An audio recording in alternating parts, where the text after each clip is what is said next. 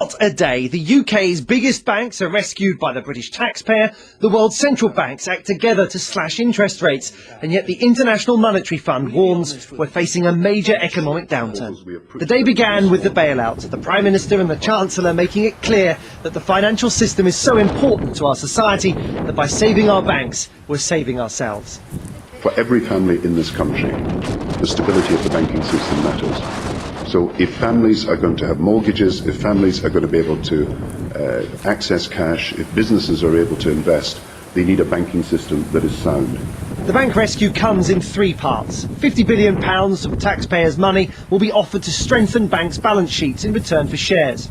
£200 billion will then be offered to banks in short-term loans by the Bank of England in an effort to get them lending to each other again. Those interbank loans will be underwritten by a further £250 billion of taxpayers' money. And so billions of pounds of public money is moving from government downriver to the city. Now, in normal times, money should flow like water between banks and trickle down to companies and the likes of you and I. But these are not normal times. Banks have stopped lending to each other, confidence is in tatters, and credit is drying up. And that situation is affecting both the economy and the housing market. So to free up bank lending and reduce dependence on overnight lending, I want to remove one of the key barriers by offering temporary underwriting for any eligible new debt issued by banks. Mr. Speaker, this means that participating banks can start having confidence in each other again because they will know that the government is standing firmly behind them when they are about to issue new debt. This guarantee aims to unblock the system so that banks can go about their business of lending to people and businesses. And because it would be priced on commercial terms, taxpayers will be rewarded for the risk they're taking on. The deal comes with strings attached, and initially it got a cold reception on the markets. Investors don't like the idea of sharing banks with the taxpayer, but then at midday, an unexpected announcement. And I think the House will want to know that the Governor of the Bank of England has just announced an immediate 0.5% cut in interest rates.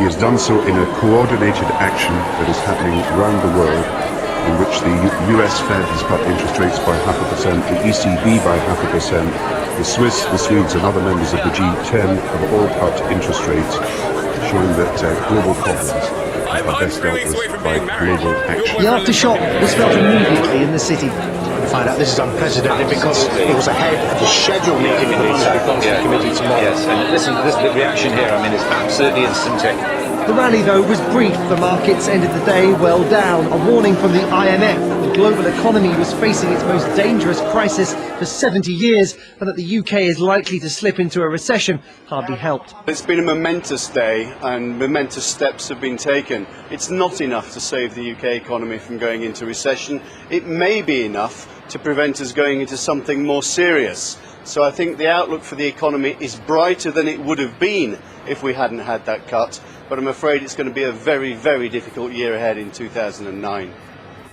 Like banks or loathe them, we need a stable banking system, and let's hope today's action works, because as it stands, there is no plan B.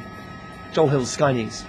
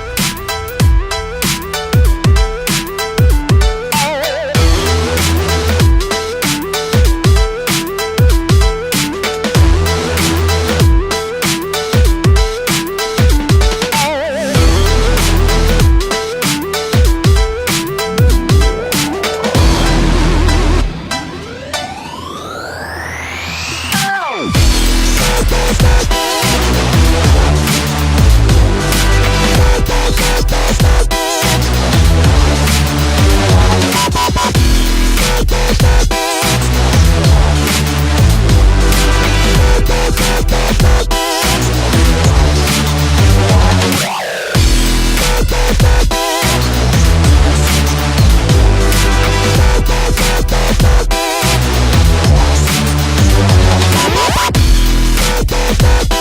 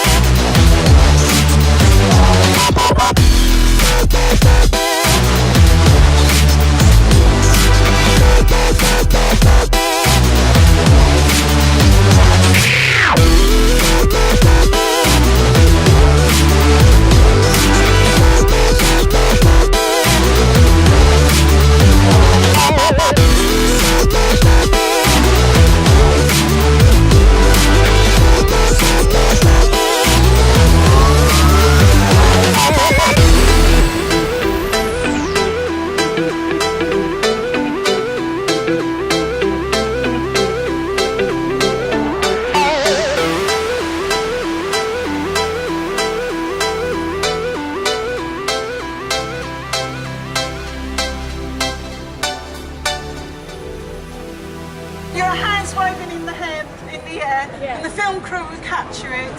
For those of you who don't know, it's going to be a written judgment, so we have to wait.